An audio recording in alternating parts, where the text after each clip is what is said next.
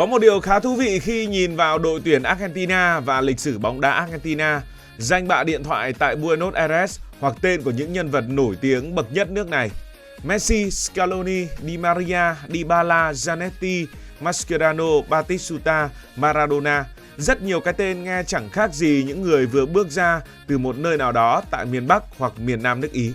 Thế nhưng khi vừa mở miệng, gần như tất cả lại nói tiếng Tây Ban Nha. Vì sao Argentina phần đa là người nhập cư gốc Ý nhưng lại nói tiếng Tây Ban Nha? Đây chính là một trong những câu chuyện địa lý dân số thú vị bậc nhất tại Nam Mỹ. Tại sao lại như vậy? Argentina có diện tích phần đất liền rất lớn, lớn thứ hai Nam Mỹ sau Brazil và thuộc nhóm những quốc gia rộng lớn nhất thế giới. Đất rộng, đồng cỏ bạt ngàn, tài nguyên nhiều nhưng phần lớn lịch sử thuộc địa, dân số lại khá khiêm tốn. Giữa thế kỷ 19 sau khi giành độc lập thì những người lãnh đạo Argentina đứng trước một bài toán rất rõ ràng. Đất nước này quá rộng mà người thì quá ít, muốn khai phá đồng cỏ, trồng lúa mì, chăn nuôi bò, xây đường sắt, mở cảng và biến Argentina thành một cường quốc xuất khẩu. Họ cần hàng triệu lao động. Thế là nhà nước Argentina đã chủ động mở cửa đón người châu Âu. Hiến pháp nước này vào năm 1853 thậm chí còn khuyến khích nhập cư từ châu Âu, coi người nhập cư là lực lượng có thể giúp đất nước khai phá đất đai, phát triển kinh tế và xây dựng một xã hội hiện đại. Thế là một quốc gia nằm ở tận cùng Nam Mỹ bắt đầu phát đi lời mời tới những người nghèo ở bên kia Đại Tây Dương. Nào hãy đến đây, nơi đây có đất đai, nơi đây có việc làm và nơi đây có cơ hội làm lại cuộc đời. Vậy thì người gốc Ý đã lên tàu sang Argentina và họ chiếm bao nhiêu phần trăm? Thì không có một con số tuyệt đối nào cả, vì còn phụ thuộc vào các định nghĩa gốc Ý như là chỉ có cha mẹ hoặc sinh ra ở Ý hay chỉ cần có một phần tổ tiên của nước Ý. Các ước tính được các nhà nghiên cứu và tài liệu quốc tế sử dụng phổ biến là khoảng 60 đến 65% dân số Argentina có ít nhất một phần tổ tiên người Ý. Đây là con số được trích dẫn nhiều nhất hiện nay. Điều đó tương đương khoảng 25 đến 30 triệu người Argentina có gốc Ý. Nhưng tại sao sang đây họ không nói tiếng Ý mà bây giờ cả đất nước Argentina khoảng 98-99% lại nói tiếng Tây Ban Nha? Thì là bởi vì Argentina từng thuộc đế quốc Tây Ban Nha trong khoảng 3 thế kỷ. Buenos Aires, thủ đô của họ, từng được người Tây Ban Nha lập lại vào năm 1580 sau một lần định cư trước đó nhưng thất bại. Từ đây tiếng Tây Ban Nha dần trở thành ngôn ngữ của chính quyền, quân đội, nhà thờ, thương mại và đời sống đô thị. Thế nên khi Argentina tuyên bố độc lập vào năm 1816, giới cầm quyền, luật pháp, trường học và báo chí đều đã vận hành bằng tiếng Tây Ban Nha. Người dân có thể mang theo nhiều ngôn ngữ khác nhau, người từ Tây Ban Nha, người từ Ý, người từ một nơi nào đó, nhưng ngôn ngữ kết nối quốc gia vẫn là tiếng Tây Ban Nha. Nói một cách dễ hình dung, lúc người Ý bắt đầu kéo đến đông đảo vào cuối thế kỷ 19, Argentina đã nói tiếng Tây Ban Nha được hàng trăm năm. Muốn làm việc với chính quyền, muốn ký hợp đồng, mua đất, đi học, buôn bán hay xin việc, người nhập cư buộc phải học ngôn ngữ đang được sử dụng trong xã hội kia. Và người Ý không đến để chinh phục Argentina hay thành lập một quốc gia mới.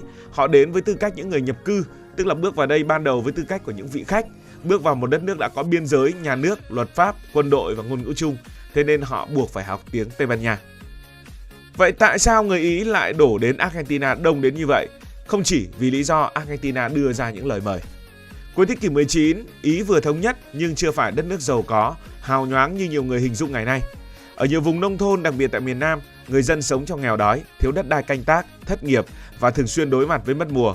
Dân số tăng nhanh nhưng công nghiệp phát triển chưa đủ để tạo việc làm. Nhiều gia đình có rất ít ruộng đất, thậm chí không có đất. Một người nông dân nghèo nhìn quanh chỉ thấy làng xóm đông đúc, đất đai cằn cỗi và tương lai thì khá là mờ mịt. Trong khi đó bên kia Đại Tây Dương, Argentina quảng bá hình ảnh một miền đất mới đầy cơ hội. Nào là vùng đồng bằng Pampas rộng lớn, cần người trồng lúa mì và chăn nuôi. Nào là Buenos Aires cần công nhân xây cảng, làm đường sắt, dựng nhà, vận hành nhà máy. Thế là những chuyến tàu hơi nước xuyên Đại Tây Dương ngày càng nhanh và rẻ hơn đã lần lượt rời châu Âu. Nó càng khiến hành trình di cư bất nguy hiểm hơn so với trước và nhiều người đã chấp nhận lên đường. Khoảng từ năm 1880 đến năm 1930, Argentina đã tiếp nhận hàng triệu người nhập cư Ý. Đây là làn sóng di cư khổng lồ khi hàng chục triệu người châu Âu rời quê hương tìm kiếm cơ hội ở châu Mỹ. Argentina trở thành một trong những điểm đến quan trọng nhất của người Ý bên cạnh Mỹ và Brazil. Điều đặc biệt là người Ý không chỉ nhập cư với số lượng lớn mà còn đến đúng lúc Argentina đang tăng trưởng thần tốc. Họ tham gia xây dựng gần như mọi thứ, đường phố, nhà cửa, đường sắt đến hệ thống thương mại và văn hóa đô thị. Để hiểu chi tiết hơn quá trình nhập cư của Argentina diễn ra khủng khiếp đến mức nào, hãy nhìn vào những con số.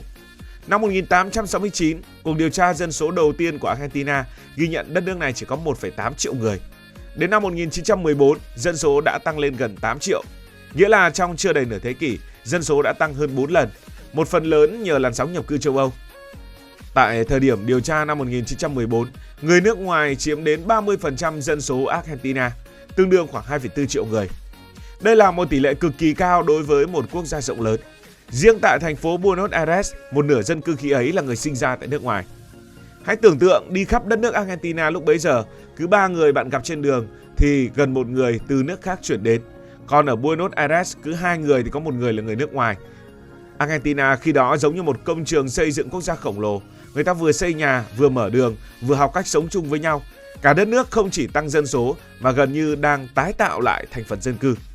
Dòng người nhập cư tập trung mạnh nhất ở những vùng dễ sống, đó là Buenos Aires, thành phố lớn bậc nhất của đất nước, và vùng Pampas, bởi vì những nơi này có nhiều việc làm, có cảng biển lớn, có đất nông nghiệp và hệ thống giao thông thuận lợi. Điều đó góp phần tạo ra sự phân bố dân cư rất lệch của Argentina. Miền Trung và thủ đô thì lúc nào cũng đông, nhưng miền Nam rộng lớn lại gần như trống trải, chẳng có ai sinh sống cả. Thế thì tại sao hàng triệu người Ý không biến tiếng Ý thành ngôn ngữ chính? Thoạt nghe nhiều người sẽ nghĩ rằng một cộng đồng nhập cư lớn như vậy hoàn toàn có thể khiến Argentina nói tiếng Ý.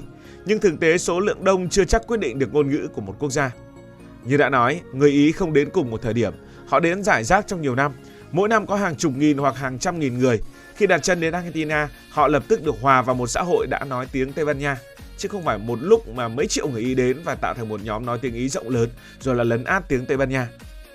Tiếp nữa, người Ý có thể làm việc cho ông chủ Tây Ban Nha, sống cạnh gia đình Argentina, kết hôn với người gốc nào đó, rồi sinh con tại Buenos Aires.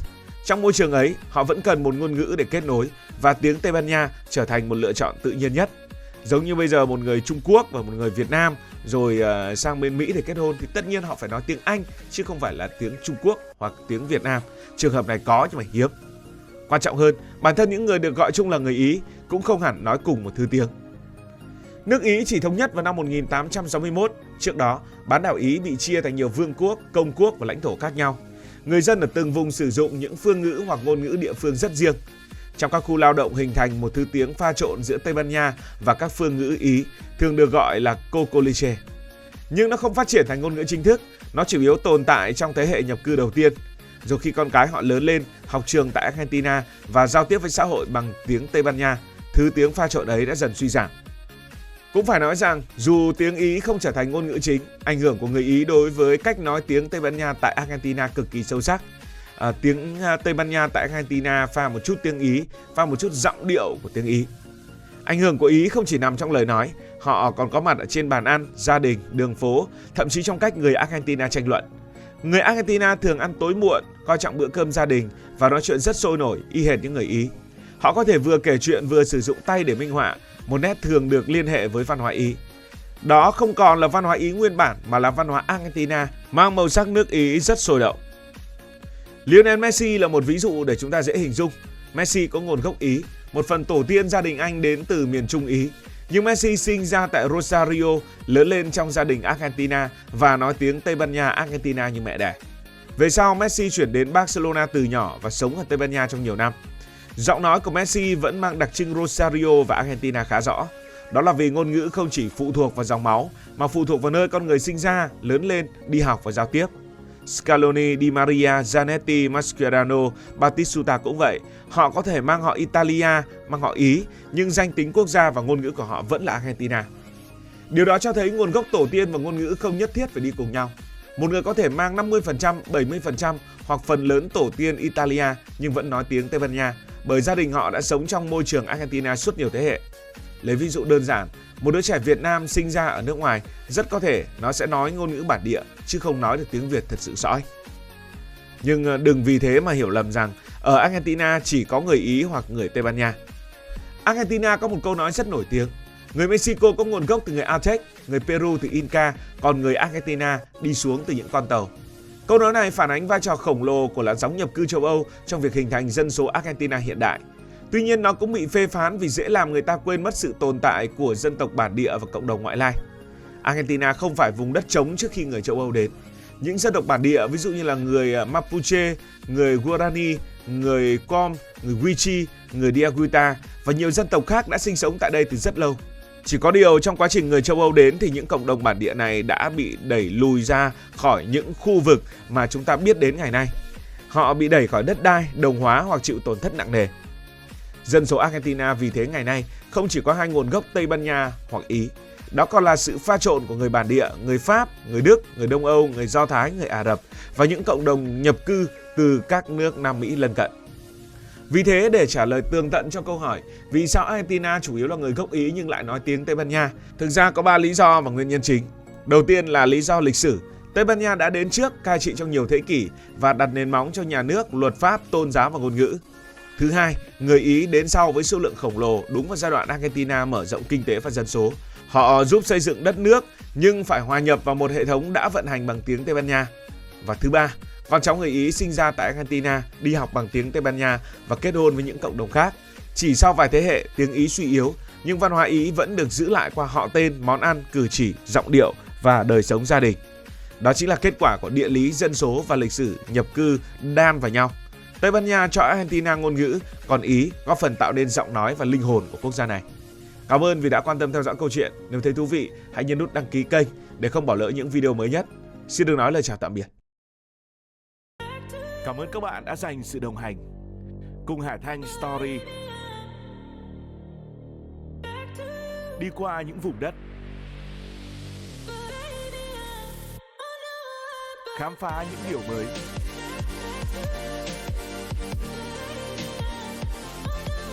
Đừng ngần ngại, hãy để lại những góp ý và xin được hẹn gặp lại.